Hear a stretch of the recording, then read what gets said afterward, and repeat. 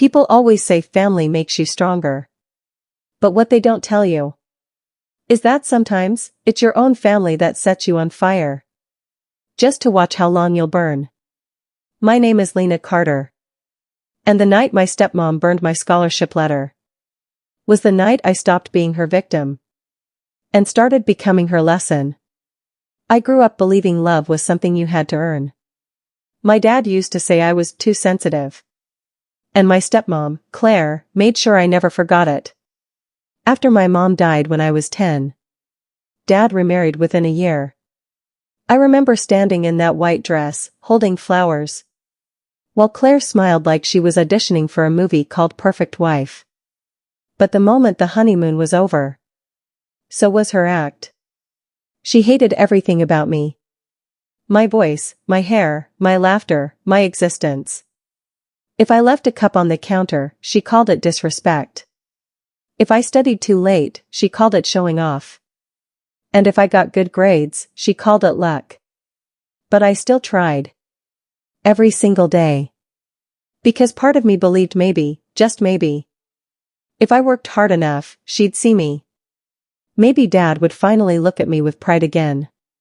So I worked. I studied. I kept my head down.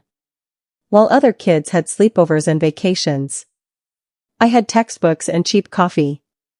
Because I had a dream. To go to Stanford on a full scholarship. It wasn't just a dream. It was my escape plan. The day the envelope came, I remember the air. The sound of rain. The way my hands shook as I opened that thick letter. Congratulations, Lena Carter, full scholarship awarded. I screamed. I cried. I fell to my knees. It wasn't just paper. It was proof that I mattered. I waited all evening for Dad to come home. When he finally walked in, I ran up to him. Dad. I got it. Stanford accepted me. With a full scholarship. He froze. And before he could say anything, Claire appeared from the kitchen. Her smile was tight. Sharp. Dangerous. Stanford, she said slowly. As in, across the country? You're not serious. I am. I said. This is my dream, Claire. I earned this. She laughed. You? You can't even manage this house. You think you can survive in California? Dad looked between us. His silence louder than her laughter. Dad? I whispered. He just sighed. We'll talk about it later. But later never came. That night, I hid the letter in my drawer. I couldn't sleep. I kept reading it over and over like it was my ticket to freedom. But freedom, I learned, comes with a price. Because the next morning, my room smelled like smoke. I ran downstairs and froze. The scholarship letter, my future, was burning in the fireplace. Claire stood there, arms crossed, holding a lighter. Her eyes met mine, cold and satisfied. Oh, she said casually, you mean this? She smiled. Stanford will survive without you. Your father and I need you here. I screamed. I tried to grab the burning paper. But Dad held me back. Enough, he shouted. She's right. We can't afford to lose you. I couldn't breathe. My dreams, my years of hard work, turned to ashes in front of me. That was the day I stopped believing in family. And started believing in myself.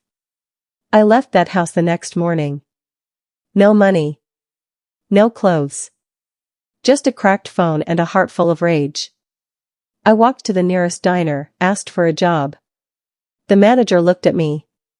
A trembling 18-year-old girl, and said, "Can you handle long nights?" I nodded. Because long nights were all I'd ever known. The next few years were survival. Dirty apartments. Second-hand clothes. Classes at community college during the day. Work shifts at night. There were days I didn't eat. Days I thought about giving up. But every time I closed my eyes, I saw that fireplace, that letter, that smirk. And I promised myself I'd never be powerless again. I taught myself business through free online courses. I watched TED Talks between shifts. I started helping the diner's owner manage accounts. Soon, I became the one balancing his books, negotiating suppliers, cutting waste, saving money. He called me the brain of the place. And one day, he said something I'll never forget. "You've got a head for business, kid. Why don't you build your own?" That one sentence was the spark that lit a new fire inside me. I saved every penny for 3 years. No vacations. No luxuries. Just pure focus. Then I registered my first company. A food management startup. It was small. Ugly. Built from pain, sweat, and stubbornness. But it was mine. And it grew. Fast. Restaurants started using our system. Then hotels. Then airports. By the time I turned 26, my name, Lena Carter, was in magazines. The girl who built from ashes. Funny, isn't it? The same ashes my stepmom tried to bury me in became the soil I grew from. One morning, my assistant ran into my office. "Ma'am, there's a new investor for the expansion deal, someone local." I nodded. Set the meeting. But when the door opened, my breath caught.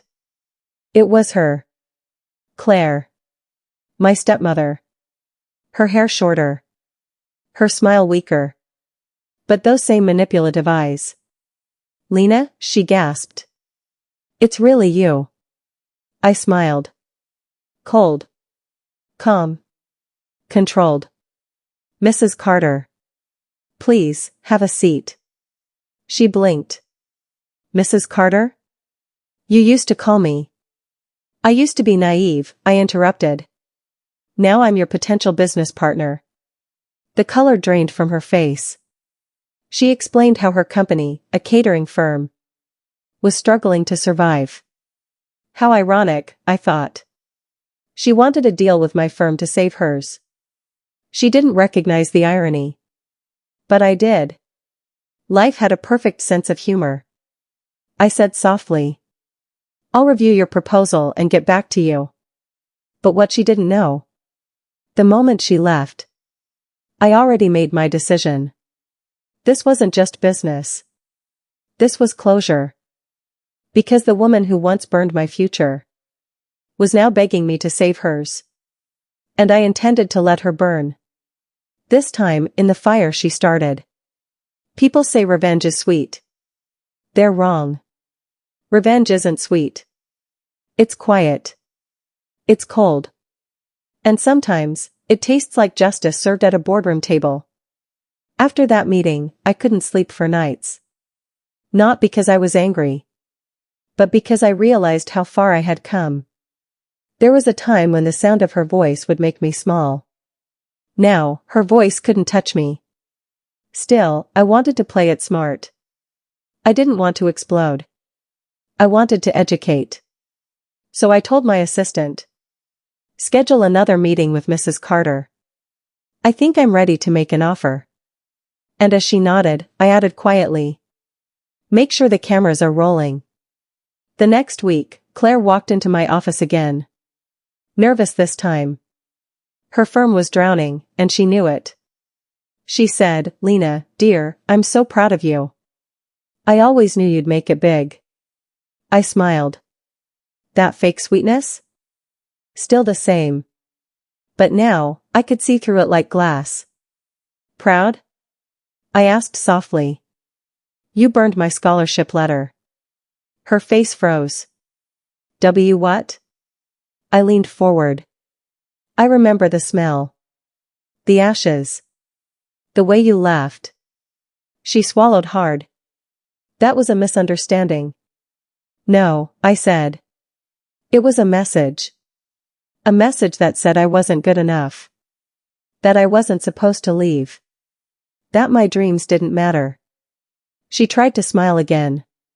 Let's not live in the past, sweetheart. And I said, calm but razor sharp. Funny. The past is exactly why you're sitting here, asking me for help.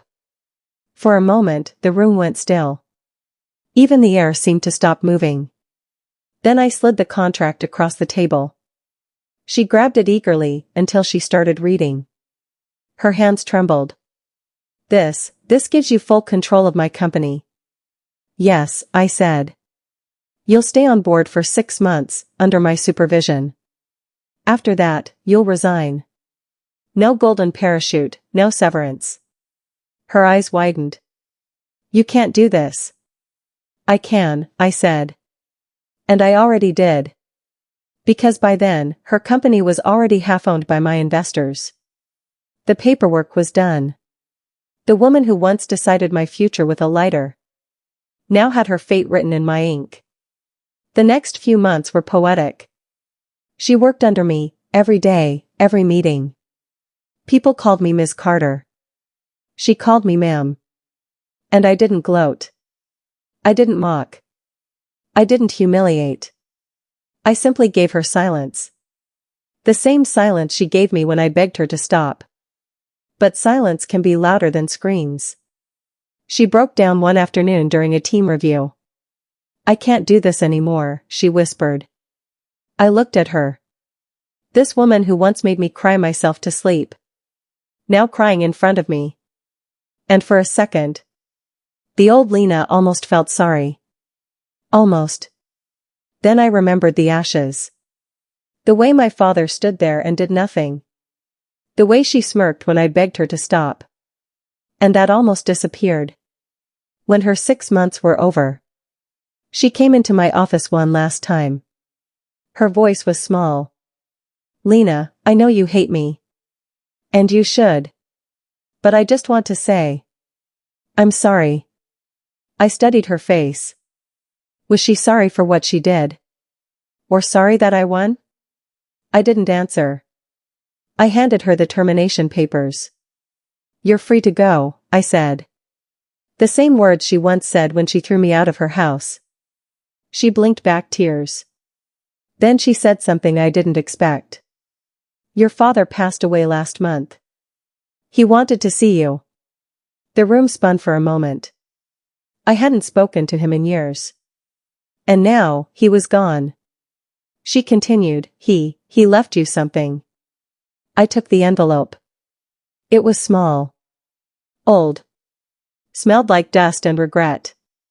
When she left, I opened it. Inside, a photo. Me at 10 years old. Standing next to Dad. And on the back, in his handwriting. I should have protected you. I'm sorry I didn't. Make the world see who you really are. I closed my eyes. For the first time in years, I cried. Not for him. Not for her. But for the girl I used to be. The one who thought she needed their love to survive. Weeks passed.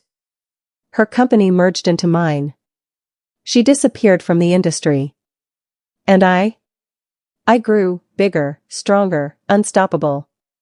Forbes did a cover on me. From ashes to CEO, the woman who built an empire alone. But the truth? I wasn't alone. I had every scar. Every betrayal. Every night of hunger and humiliation beside me. They built me. One night, I went back to that old house. The one where I lost everything. It was empty now. Dust. Silence. Ghosts. I stood by the fireplace. The same one where she burned my letter. And I threw in a new one. A copy of my company's IPO announcement. The flames danced. Beautiful. Controlled. I whispered. This time, I choose the fire. And that was it. No screaming. No revenge speech. No dramatic ending. Just peace. Because sometimes, revenge isn't about destroying someone. It's about showing them they never destroyed you. Months later, at a charity gala. I saw her again, across the room. Older. Smaller. She tried to approach. But I turned away. Not out of hate. Out of growth. Because some people don't deserve your attention. Only your distance. I ended my speech that night with these words. To everyone who's ever been told they can't. Remember. Sometimes the ones who try to bury you are just handing you the soil to grow from. The crowd stood. Applause thundered. And for the first time in my life, I didn't feel like the girl who lost her scholarship. I felt like the woman who built her own legacy. She was born in fire. Raised in rejection. But she turned pain into purpose. Ashes into empire. And silence into success. Because sometimes the fire meant to destroy you is the same one that forges your crown.